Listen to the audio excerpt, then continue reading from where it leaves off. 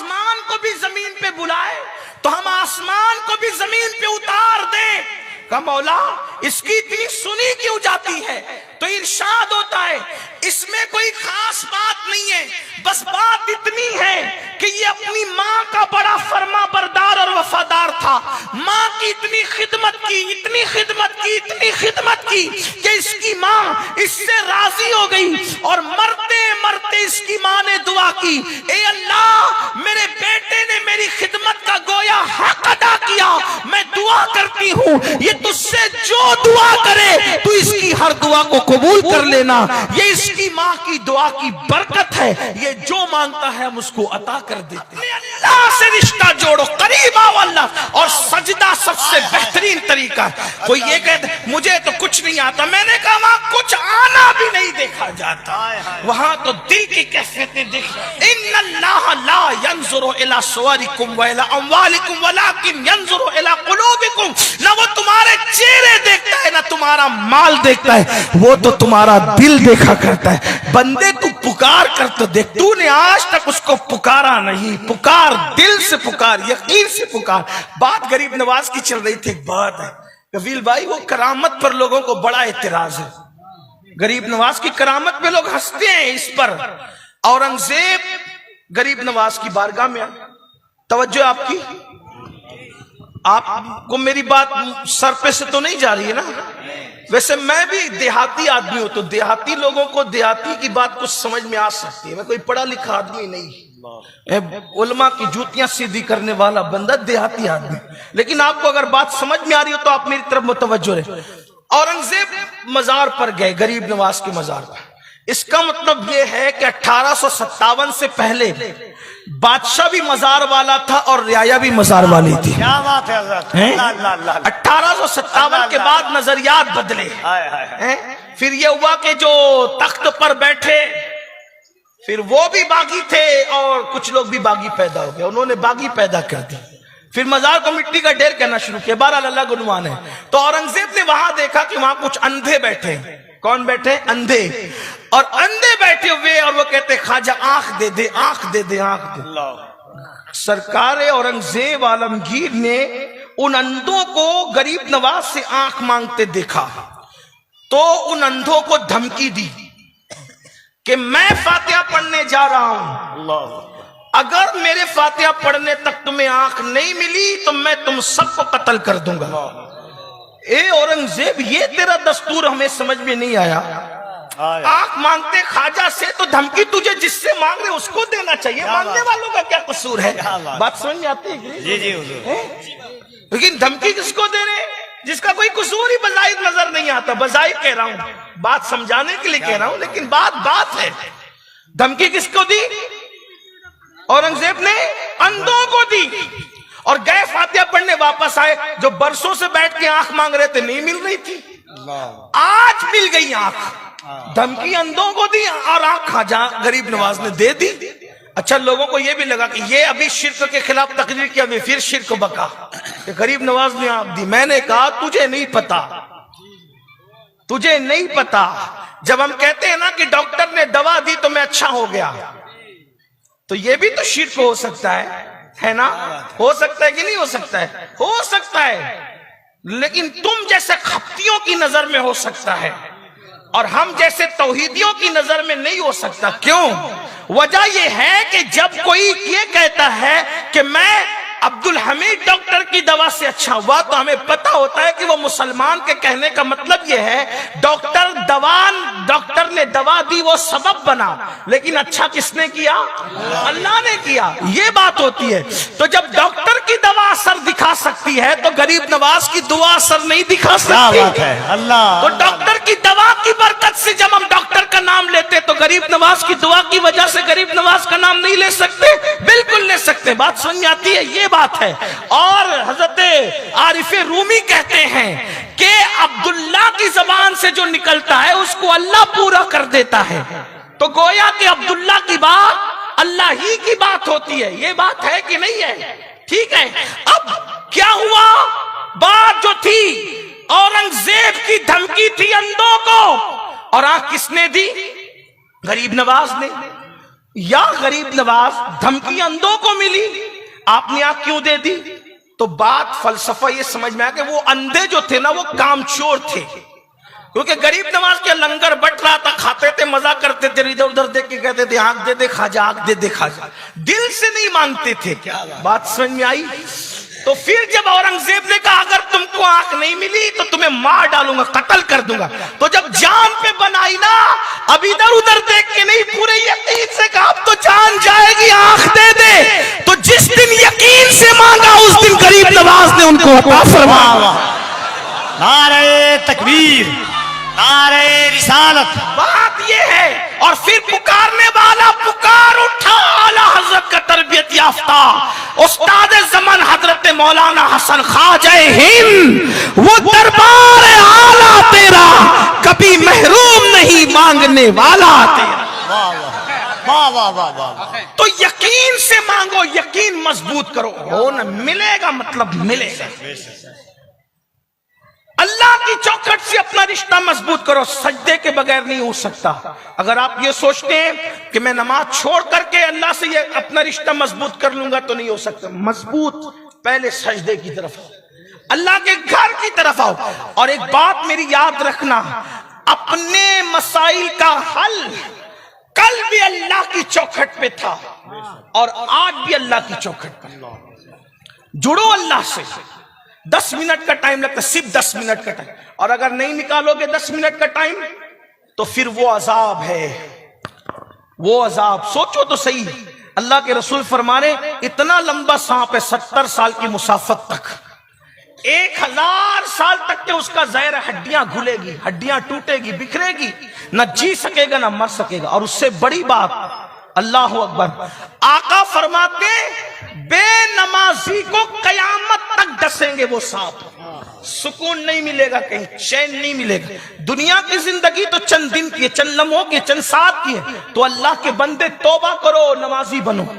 تیسرا بڑا گناہ، گناہ کبیرہ، ماں باپ کی نافرمانی، ماں باپ کو ستانا۔ اب میں نے اس کو نماز کے بعد اس لیے بیان کیا کہ کچھ لوگ نماز پڑھتے ہیں لیکن ماں باپ کا خیال نہیں کرتے۔ تو پتہ ہے جو نماز پڑھے اور ماں باپ کا دل دکھائے اس کی نماز بھی قبول نہیں ہوتی۔ اللہ کے رسول فرماتے جس سے ماں باپ راضی اس سے اللہ راضی، جس سے ماں باپ ناراض اس سے اللہ ناراض۔ آج کل نوجوان لڑکوں کا، لڑکیوں کا کیا حال ہو گیا، انہیں ماں باپ کی کوئی پڑی نہیں، پرواہ نہیں ہے ان کو، ماں باپ کی کچھ پڑی نہیں، کوئی پرواہ نہیں ان کو۔ کیا حال ہے ان کا، ماں باپ کو بڈھا بڈھی، ڈوکرا ڈوکری، پتہ نہیں کیا کیا کہتے ہیں اور ہنستے ہیں۔ بیوی کا منہ دیکھ لیا، ماں باپ سے بغاوت۔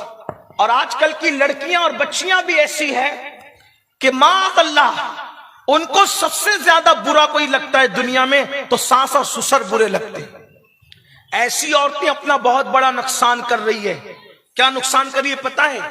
اپنے شوہر کو وہ جہنمی بنا رہی ہے، کیونکہ جب تو اپنے شوہر کو ماں باپ کی بغاوت سکھائے گی تو تیرا شوہر تو جہنمی ہوگا۔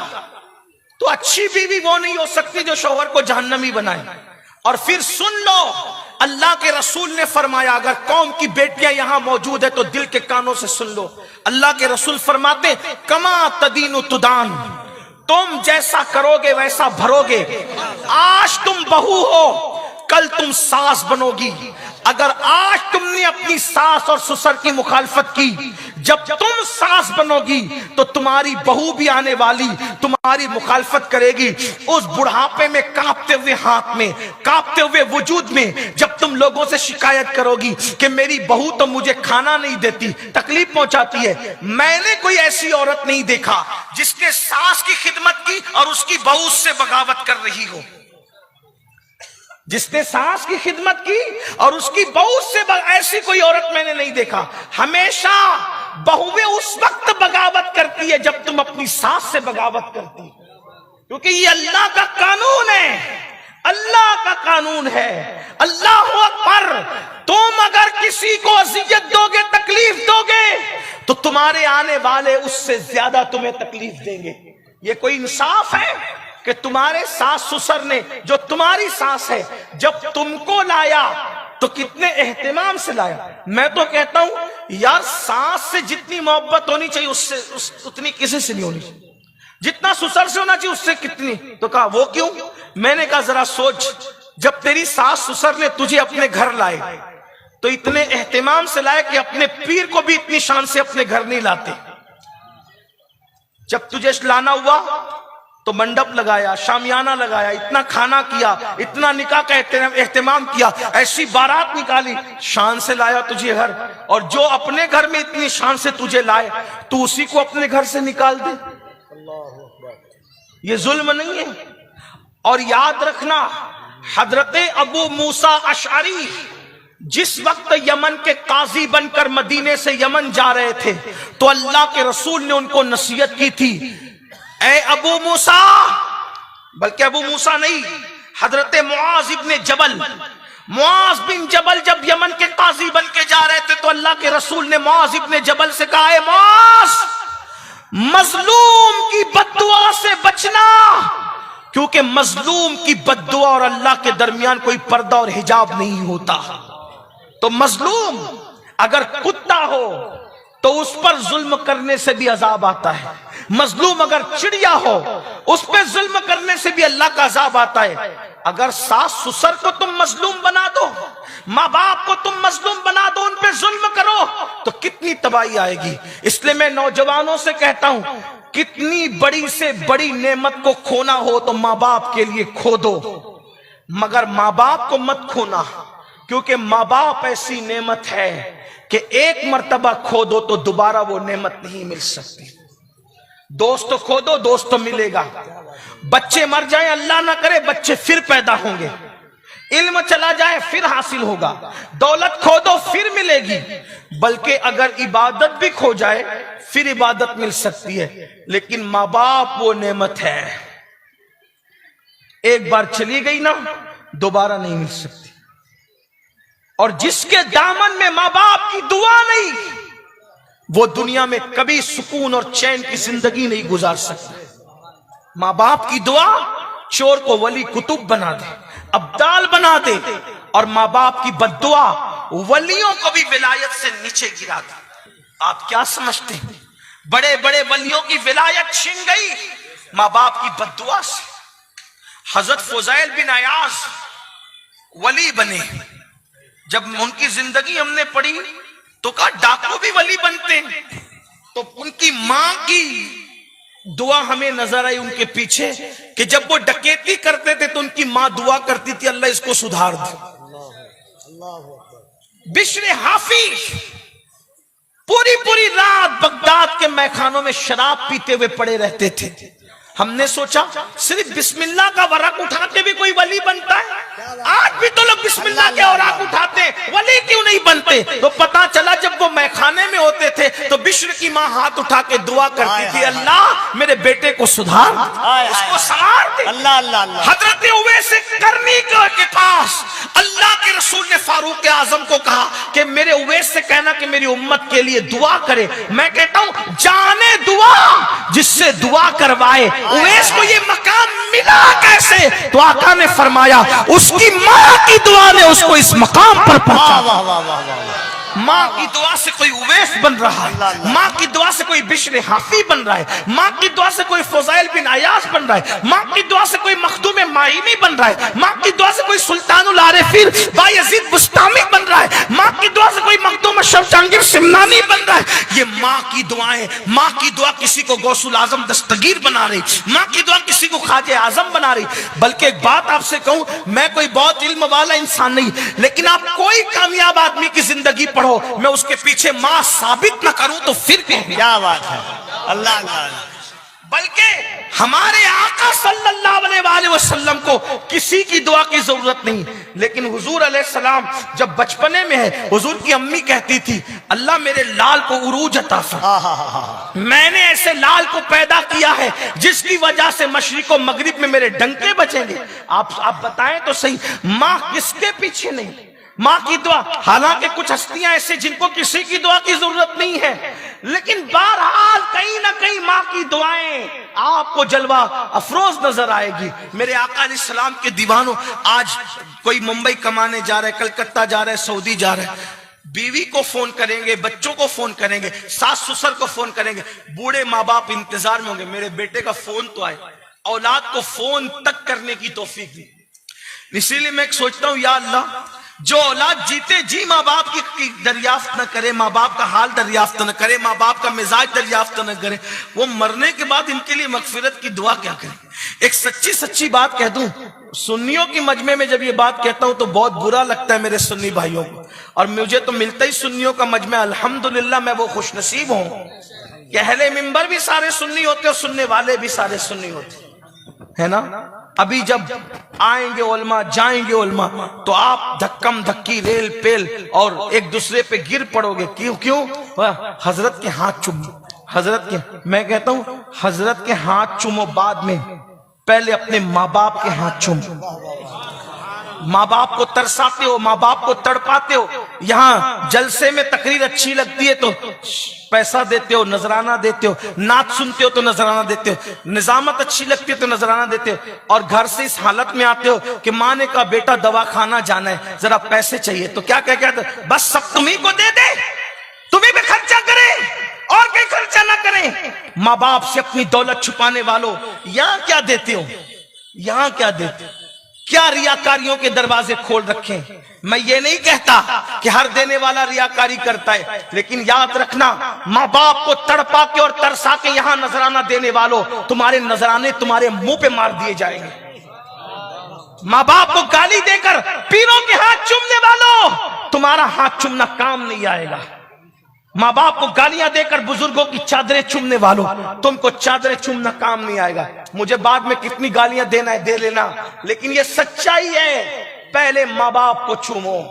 ماں باپ پہلے تمہارے مرشد ہے، ہم لوگوں سے پہلے تمہارے مرشد تمہارے ماں باپ ہے، کیونکہ ہمیں دیکھو گے کیا ملے گا نہیں ملے گا مجھے نہیں پتا، میں علماء کرام کی توجہ چاہتا ہوں۔ ہمیں دیکھو گے، آپ تائید کرو گے تو بولوں گا، ورنہ میں اپنی بات واپس لے لوں گا۔ ہمیں دیکھو گے، ہمیں دیکھو گے، آپ کو ثواب ملے گا نہیں ملے گا کوئی گارنٹی نہیں۔ وجہ اللہ کے رسول نے فرمایا عالم کو دیکھنا عبادت ہے، تو ضروری ہے کہ امین القادری کو لوگ علامہ کہہ رہے ہیں، کفیل بھائی علامہ کہہ رہے ہیں، تو اللہ بھی اس کو عالم میں شمار کر لے، ضروری ہے، ضروری ہے۔ یہی تو بات ہے نا، عالم سے مسافہ کرو تو حضور سے مسافہ کرنے کا ثواب ملے۔ کوئی ضروری ہے امین القادری کوئی علامہ کہہ رہا ہے محبت میں تو اللہ بھی اس کو عالم شمار کرے، یہ ضروری ہے نہیں، لیکن ماں باپ کے لیے گارنٹی ہے، ان کے چہرے کو محبت سے دیکھو گے تو اللہ تمہیں مقبول حج کا ثواب عطا فرمائے۔ تو ڈاؤٹ فل ثواب کے چکر میں پڑتے ہو، اور یقینی کنفرم جو ثواب ہے اس سے پیچھا چھوڑا رہے ہو۔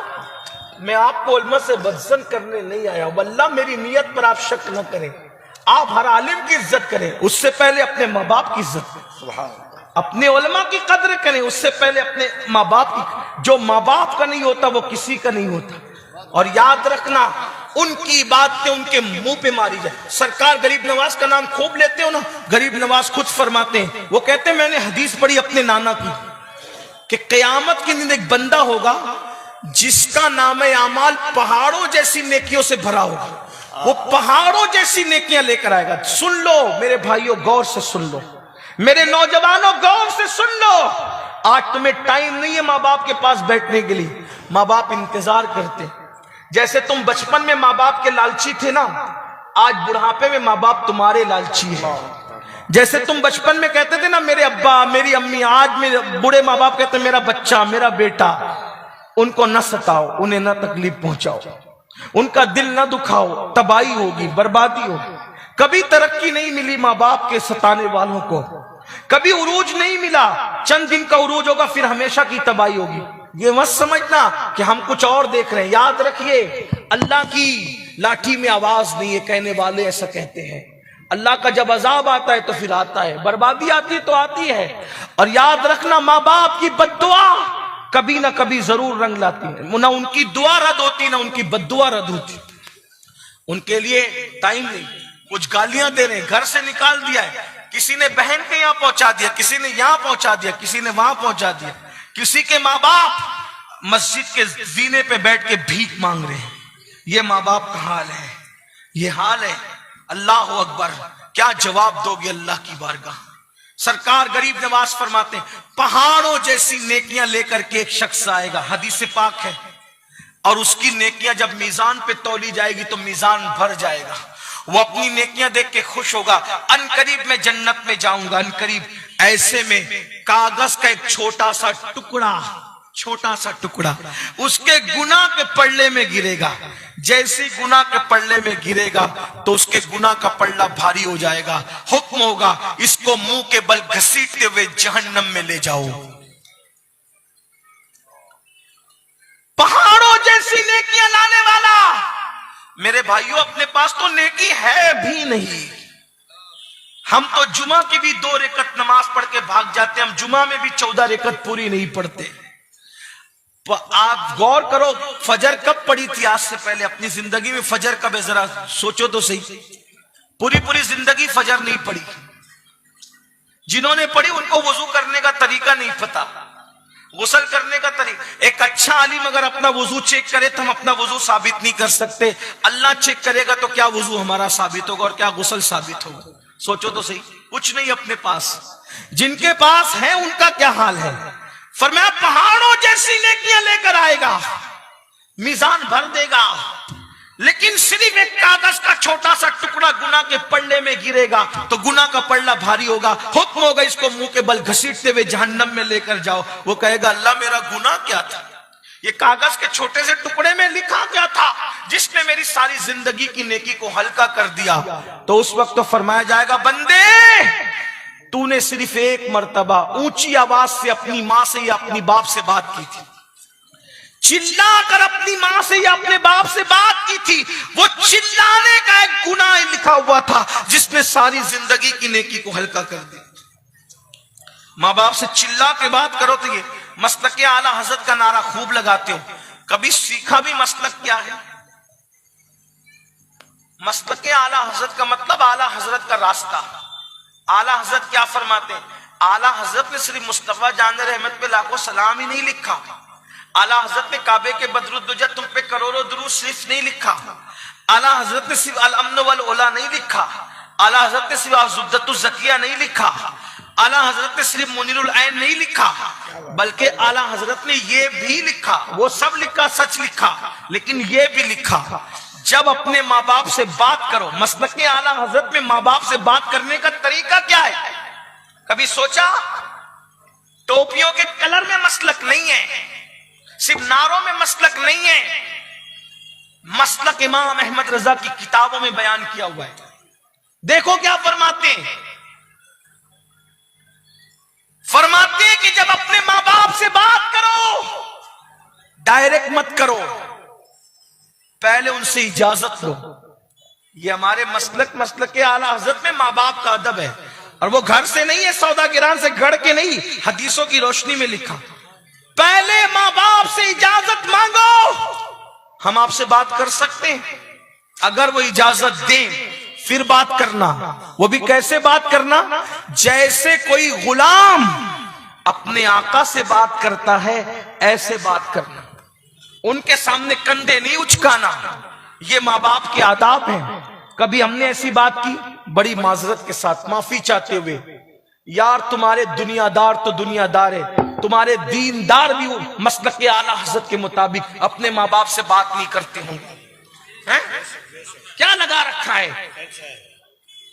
हमने अपने मसलक को नहीं पहचाना, हमने पढ़ा नहीं अपने मसलक को, हम अपनी तबीयत की बकरियां हकालते रहे, हम अपनी तबीयत के नारे लगाते रहे। कभी सोचा, कभी गौर किया, माँ बाप क्या थे? इमाम अहमद रजा को उनकी अम्मी ने कह दिया मदीने नहीं जाना, हज के सफर पे नहीं जाना, नहीं गए। सफर हज क्या होता है? अम्मी से इजाजत ली, माँ ने कहा हज को नहीं जाना, नहीं गए। पता है, तड़प हुई तो फिर माँ के पास गए, माँ जाना चाहता हूं, इजाजत दे। जब तक माँ ने इजाजत नहीं दी इमाम अहमद रजा सैयदी आला हजरत सफर हज को रवाना नहीं हुए। और आज माँ बाप कहते हैं, हाथ जोड़ के बेटियों से माँ बाप कहते हैं, और तू वहां निकाह ना कर, तो बेटी मुंह चला करके कहती है तुमने उसके साथ रहना है कि मैंने रहना है। सोचो, गौर करो, ऐसे लोग कभी खुशियां नहीं पा सकते, ऐसे लोग की जिंदगियों में कभी खुशियों की बहारें नहीं आ सकती। लड़के माँ बाप से कहते हैं तुमने रहना है कि हमने रहना है, तुम्हारा दौर गया हमारा दौर आया। याद रखना, जिस शादी में माँ बाप के आंसू निकले और उनका दिल टूटे, ऐसी शादी कभी शादी खाना आबादी नहीं हो सकती, वो शादी खाना बर्बादी होगी। आपके माँ बाप को छोड़ के जब इबादत का सिला नहीं मिलता, तो माँ बाप को छोड़ के शादी की खुशियां कैसे मिल सकती। नादानी ना करो, ये सब तुम्हें कौन सिखाएगा? ये दीन सिखाएगा। सीरियल में ये नहीं सीखोगे, फिल्मों में ये नहीं सीखोगे, ये सीखोगे तो दीन में सीखोगे, ये सीखोगे तो शरीयत में सीखोगे। आइए, माँ बाप की बात आई तो मैं एक बात आपको बताऊं, आपको अंदाजा होगा माँ बाप की अहमियत क्या है, माँ बाप की दुआ की बरकत क्या है, माँ बाप की दुआ की अजमत क्या है। अल्लाह अकबर, माँ बाप की दुआ कहां तक पहुंचाती है। इनसे दुआ लो, इनसे। और एक बात आपको यह भी बता दूं, एक है दुआ करवाना, एक है दुआ करवाना और एक है दुआ लेना। दुआ करवाना और दुआ लेना, क्या फर्क है दोनों में? दुआ करवाना मतलब मैंने कहा दुआ कर दे, कर दी, ये दुआ, इसकी कोई गारंटी नहीं होती कबूल होगी कि नहीं होगी। एक होता है दुआ लेना, यानी दुआ की गुजारिश आपने नहीं की, लेकिन ऐसा काम कर दिया कि उनके दिल से निकल गई अल्लाह इसको नवाज दे, ये दुआ लेना हो। दुआ करवाने वाले बहुत लोग हैं, दुआ लेने वाले कम है। और असल चीज जो है वो दुआ लेना है।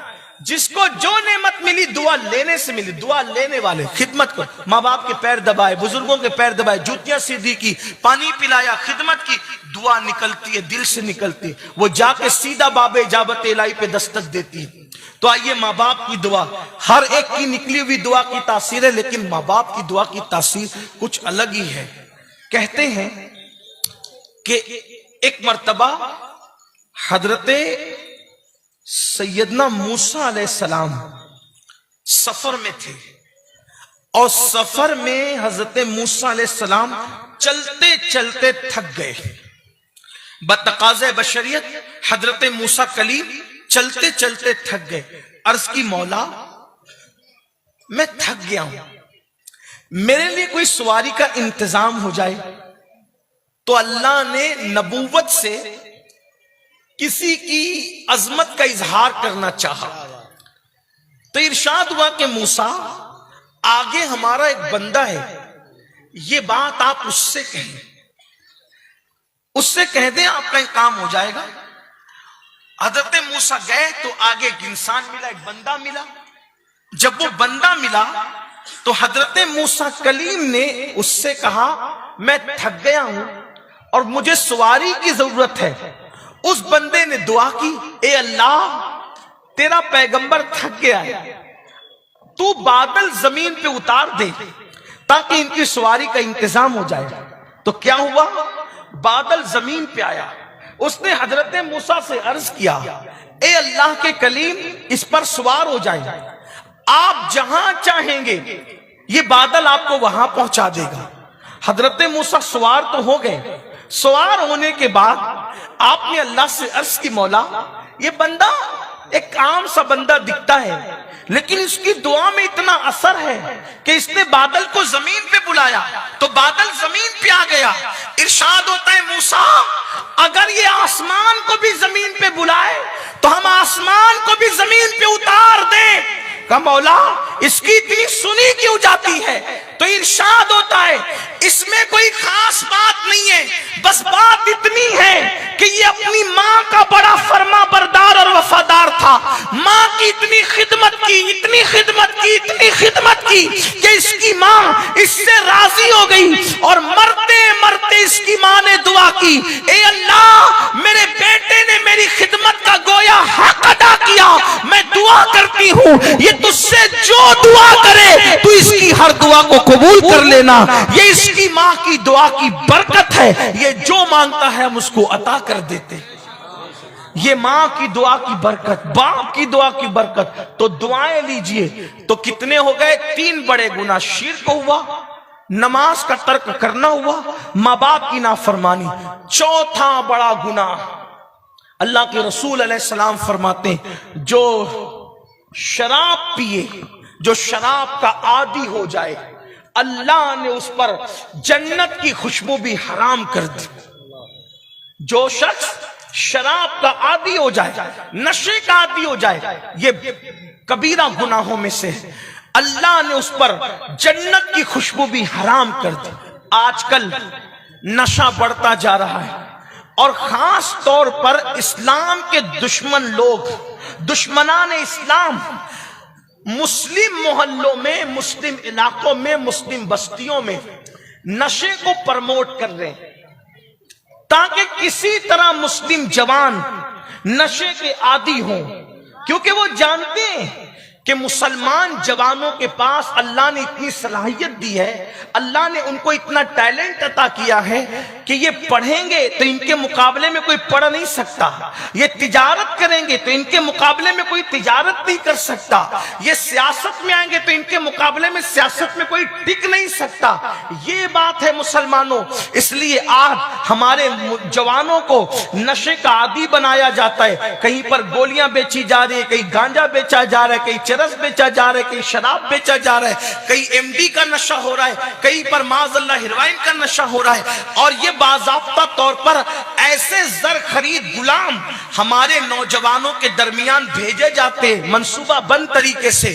कोई जवान अगर बाअखलाक हो, बाकिरदार हो, खूबसूरत हो, जिससे तरक्की का अंदेशा हो कि ये तरक्की करेगा, ये आगे बढ़ेगा, ये पढ़ेगा आगे बढ़ेगा, तिजारत करेगा आगे बढ़ेगा, इस तरह के मामलात जिनके साथ होते हैं उनको नशे का आदी बनाया जाता है, नाकारा बनाया जाता है। आज हालात ये हैं कि फैशन के नाम पर फिल्में दिखाकर, सीरियल दिखाकर, आर्ट के नाम पर, इसके नाम पे, उसके नाम पे हमारे जवानों को आज नशे का आदी बनाया जा रहा है। कल तक वो जवान जो बहुत तरक्की की उमंगे रखता था, जब 2 पैसा आ गया नशे का आदी बन गया, तब कर्ज में डूबा जा रहा है, सूद में डूबा जा रहा है, तरह तरह के जो वो बोझ तले डूबा जा रहा है। मेरी कौम के जवानों, आप नशे के लिए नहीं थे, हमारे मजहब में नशे की इजाजत नहीं है। आप जानते हैं नशा क्या है? अल्लाह के रसूल सल्लल्लाहु अलैहि वसल्लम इरशाद फरमाते हैं, जो दुनिया में सिर्फ एक घूंट शराब का पिएगा और बगैर तौबा के मर गया, जब वो अपनी कब्र से कयामत के दिन उठेगा, या तो उसका चेहरा सूअर की तरह हो जाएगा, या तो उसका चेहरा बंदर की तरह हो जाएगा। याद रखना, आप लोग कहते हैं, कुछ लोग कहते हैं नहीं नहीं मौलाना, मेरे दोस्तों ने मुझे माँ की कसम दी, बाप की कसम दी, बीवी की कसम दी, बच्चे की कसम दी। मैं कहता हूं मेरे भाई, अगर लोग तुझे कुरान की कसम दे के भी नशा कराएं तो तुझे नशा करने की जरूरत नहीं। अगर तुझे लोग अल्लाह की कसम देकर भी शराब पिलाएं तो तुझे शराब पीने की जरूरत नहीं। इसलिए कि हराम कामों में कोई कितनी बड़ी कसम दे दे, तुझे उसकी कसम नहीं मानना, उस तरफ न जाओ। याद रखना, जब तक मुसलमान नशे से दूर थे, मुसलमानों, ये हिंदुस्तान पर 700 साल तक तुमने हुकूमत की, दुनिया में तुमने हुकूमत की। आज हमारे जवानों को दीन से हटाने के लिए नशे का इस्तेमाल किया जा रहा है, नशे का आदी बनाया जा रहा है। याद रखना, नशा पता नहीं तुम्हें कितना बर्बाद करेगा। नशा करने वाला कमाने के काबिल नहीं रहता, नशा करने वाला बीवी के काबिल नहीं रहता, नशा करने वाला जब माशरे में इज्जत के काबिल नहीं रहता, नशा करने वाला होश में नहीं रहता। याद रखना, बड़े बड़े करोड़पतियों को, अरबपतियों को जो है वो रोड पे आते देखा नशे की वजह से, उल्टी गिनती शुरू होती है। भाई आदमी जब नशे में रहेगा तो कमाएगा कैसे? आदमी जब नशे में रहेगा तो तरक्की करेगा कैसे? इसलिए याद रखो, आजकल ये भी कहा जाता है नहीं मौलाना अब नशे की आदी हो गए, नशा छूटता नहीं। मैं कहता हूं झूठ है, बिल्कुल झूठ है। किसने कहा नशा नहीं छूटता? अरे नादान, जब मां का दूध छोड़ने पे छूट सकता है तो फिर कौन सी चीज है जो नहीं छूट सकती? मां की दूध से बढ़ करके लजीज ग़िज़ा कौन है? जब इतनी लजीज चीज छोड़ी जा सकती है और छूटी जा सकती है तो वो शराब के कड़वे घूंट क्यों नहीं छूट सकते? इंजेक्शन क्यों नहीं छूट सकते? इंसान तू तय कर کر لے، میرے بھائی تو طے کر لے۔ اور میں اپنے نوجوانوں سے بھی کہتا ہوں، اگر کوئی بندہ توبہ کر کے اچھے راستے کی طرف آئے، اس کو تانے مت دو، اس کو ڈھکیلو مت۔ یاد رکھنا کبھی کبھی ایسا ہوتا ہے کہ سدھرنے والا سدھرنا چاہتا ہے، لیکن ہمارا ظالم معاشرہ اس کو سدھرنے نہیں دیتا۔ میرے آقا صلی اللہ علیہ وآلہ وسلم کے دیوانوں، اگر تم نشہ کرو گے نا، حضور ناراض ہوں گے، حضور بیزار ہوں گے۔ اللہ کے رسول نے ارشاد فرمایا، جو نشہ کرتا ہے اگر بیمار پڑے تو اس کو دیکھنے مت جاؤ۔ اللہ کے رسول نے فرمایا، نشہ کرنے والا مر جائے، عبرت کے لیے اس کا جنازہ نہ پڑے، یہ فرمایا۔ حالانکہ ہم حنفی ہونے کے اعتبار سے اس سے بغاوت نہیں کرتے کہ کبیرہ کا کتنا ہی بڑا مرتکب ہوگا اس کا جنازہ پڑھا جائے گا، لیکن اللہ کے رسول علیہ السلام نے جو ہے وہ عبرت کے لیے فرمایا کہ جو نشہ کرتے ان کو بیٹیاں نہ دو، بیمار پڑے دیکھنے مت جاؤ، وہ قرض مانگے ان کو قرض مت دو، بھوکے ان کو کھانا مت کھلاؤ، مر جائے ان کے جنازے میں مت جاؤ، کیونکہ تاکہ لوگوں کو عبرت ہو۔ مسلمانوں آج کیا ہو گیا ہے، تیزی سے نشہ بڑھتا جا رہا ہے۔ اسکول پڑھنے والے ہمارے بچے نشے میں ڈوب رہے ہیں، کالج پڑھنے والے بچے نشے میں ڈوب رہے۔ نشے کو کیا سمجھ رکھا، یہ فیشن نہیں ہے، یہ اندر سے آپ کو کھوکھلا کرتا ہے، آپ کے پھیپھڑے خراب ہوتے ہیں، کینسر کا مرض پیدا ہوتا ہے، بڑی بڑی بیماریاں پیدا ہوتی ہیں۔ ایک بات آپ کو بتاؤں، بہت خاص بات دماغ میں رکھ لو، آپ بتائیے کھانا کتنی اچھی چیز ہے، کتنی اچھی چیز ہے کھانا، کھانے سے کتنا سب کچھ ہوتا ہے۔ آپ مجھے بتاؤ میرے بھائی، ہمارا مذہب کا نظام یہ ہے کہ جو کھانا انسان کی جسم کی غذا ہے، اللہ کے رسول علیہ السلام فرماتے ہیں کہ زیادہ نہ کھاؤ، زیادہ نہ کھاؤ، اس لیے کہ زیادہ کھاؤ گے تو بیمار پڑو گے۔ اور اللہ کے رسول صلی اللہ علیہ وآلہ وسلم نے زیادہ کھانے والوں کے لیے کیا فرمایا؟ آقا فرماتے ہیں جس کو بھوک نہیں ہے پھر بھی وہ کھاتا ہی رہتا ہے تو اللہ کا عذاب اس سے قریب ہے، اللہ کا عذاب اس کے قریب ہے۔ اب آپ مجھے بتائیں کہ ہمارے مذہب کا مزاج یہ ہے، تو اب زیادہ کھانے سے کیوں منع کیا؟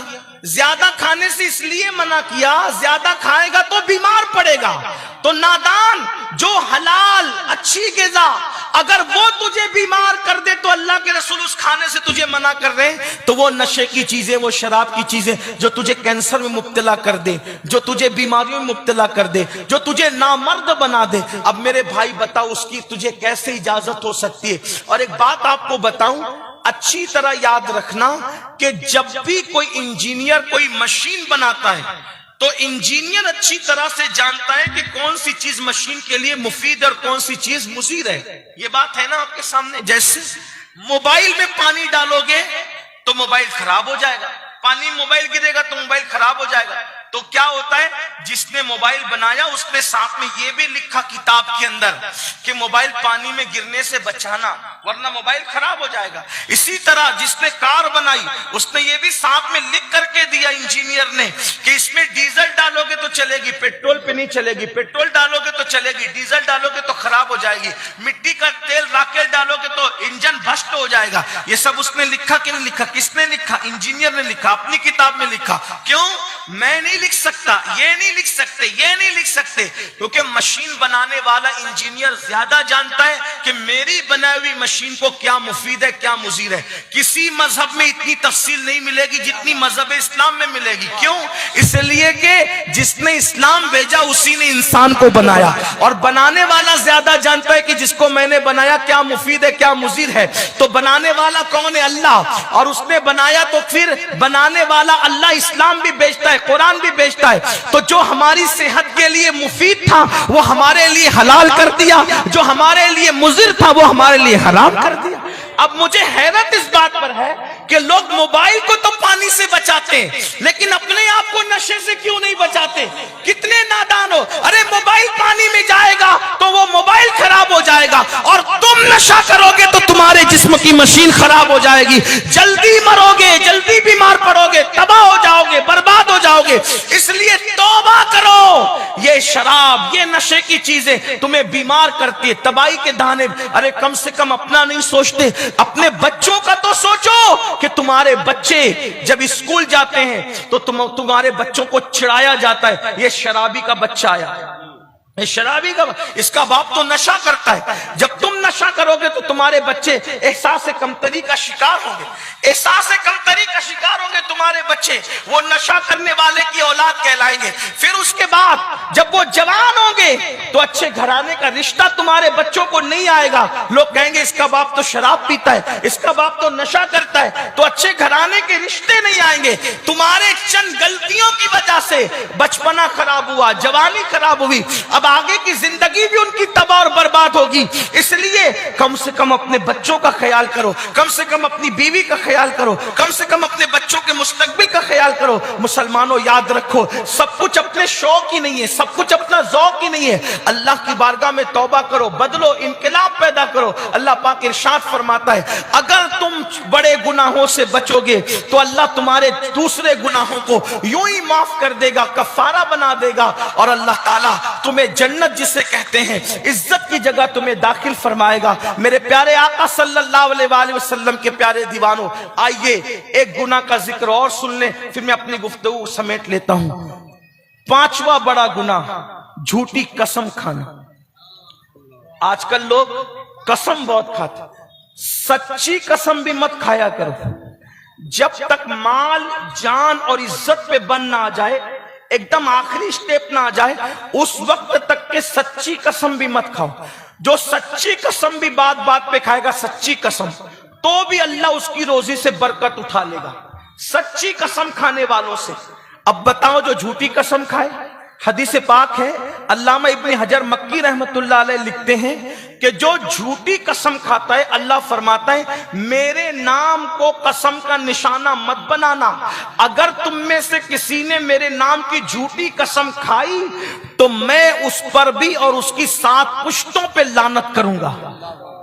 आजकल सास बहू के झगड़े में कसम खाई जाती, मियां बीवी के झगड़े में कसम खाई जाती। कसम न खाओ। सरकार गौ से पाक फरमाते हैं नेक लोगों की 10 अलामत है, उसमें से एक अलामत यह भी है कि जो नेक होगा वो कभी कसम नहीं खाएगा। नेक लोग कसम खाने से बचते हैं। जब तक बिल्कुल मजबूरी ना हो उस वक्त तक कसम ना खाओ, और कसम भी खाओ तो फिर सच्ची खाओ, झूठी कसम ना खाओ। झूठी कसम का अंजाम बहुत बुरा है। झूठी कसम पर अल्लाह ने लानत फरमाई है, और बल्कि 7 पुश्तों तक लानत का ऐलान फरमाया है। इसलिए झूठी कसम न खाओ। अल्लाह अकबर, क्या हाल हो गया लोगों का। 250 रुपए की चप्पल बेचने के लिए भी अल्लाह की कसम खाते हैं, पालक और सब्जी बेचने के लिए भी अल्लाह की कसम खाते हैं। लोगों का हाल ये हो गया। मेरे आका सल्लल्लाहु अलैहि वसल्लम के दीवानों, ये सब दीन से दूरी का नतीजा है, मजहब से दूरी का नतीजा है, इस्लाम से दूरी का नतीजा है। हमने कंप्यूटर तो सीख लिया, कॉलेज की तालीम तो हासिल कर ली, हमने बिजनेस तो सीख लिया, तिजारत तो सीख ली, मगर हमने अल्लाह का दीन नहीं सीखा। जो डिग्रियां सिर्फ कब्र के बाहर काम आएगी, उन डिग्रियों के लिए 25-25 साल लगा दिए, और जो दीन की डिग्री कब्र के अंदर जाएगी हमने उसके लिए कोई तवज्जो नहीं की। याद रखिए, दीन की कदर क्या की, दीन की अहमियत क्या की, दीन की क्या कदर जानी, कोई कदर नहीं जानी। बल्कि आजकल फिक्र तो ये बन गई, अरे मौलाना ये दीन क्या चीज है, ये सब मौलवी मौलाना लोग जाने, हम क्या जाने, हम तो दुनियादार लोग हैं। ला इलाहा इल्लल्लाह, अस्तगफिरुल्लाह। याद रखना, ये दीन ही है, दीन जिसने अरब के बोरिया नशीनों को कैसर और किसरा का ताजदार बनाया है।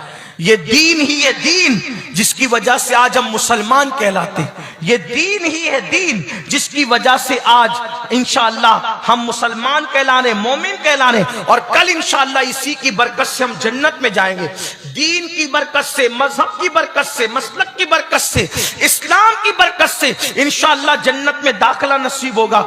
इसलिए दीनदार बनो। लेकिन दीनदार कैसे? सिर्फ दाढ़ी टोपी वाले, कुर्ते पैजामे वाले नहीं, बल्कि ऐसे दीनदार बनो जैसे दीनदार बनाने के लिए मुस्तफा जान रहमत तशरीफ लाए थे, अल्लाह के रसूल तशरीफ लाए थे। वो दीनदारी का तसव्वुर कायम करो। घर में पर्दे का निजाम हो, घर में इस्लामी निजाम हो, हमारे घर में कोई झूठ नहीं बोलता हो, झूठी कसम नहीं खाता हो, हमारे घर में लोग फजर में उठ जाते हो, बाप बच्चों को फजर में उठाता हो, बीवी शौहर को फजर में उठाती हो, शौहर बीवी को फजर में उठाता हो। ये माहौल होना चाहिए। अरे अगर ट्रेन छूटने का खौफ हो तो पूरा घर एक दूसरे को जगा جگاتا ہے اور نماز فجر جانے کا خوف ہو، کوئی کسی کو نہیں جگاتا، کیونکہ لوگوں کے نزدیک نماز کی اہمیت نہیں ہے، عبادت کی اہمیت نہیں ہے۔ اگر اسکول جانا ہو تو ماں سردی میں بھی بچوں کو جگاتی ہے، کوچنگ جانا ہو، ٹیوشن جانا ہو تو ماں باپ بچے کو مار مار کے جگاتے ہیں۔ لیکن میرے بھائیوں میری بہنوں، ایک دن کی ٹیوشن چھوٹ جائے گی تو آپ کے بچے کا اتنا نقصان نہیں ہوگا، لیکن اگر فجر کی نماز چھوٹ گئی تو آپ کے بیٹے کا نام جہنم کے دروازے پہ لکھ دیا جائے گا، آپ کی بیٹی کا نام جہنم کے گا۔ کتنی افسوس کی بات ہے۔ کوچنگ کی اہمیت ہونی بھی چاہیے، اسکول کی اہمیت ہونی بھی چاہیے، تعلیم کی اہمیت ہونی بھی چاہیے، لیکن اللہ کے رسول فرما رہے کہ جس نے جان بوجھ کے نماز چھوڑی اس کا نام جہنم کے دروازے پہ لکھ دیا جائے گا۔ میرے بھائیوں، اللہ سے ڈرو، اللہ رب العزت کے قانون کی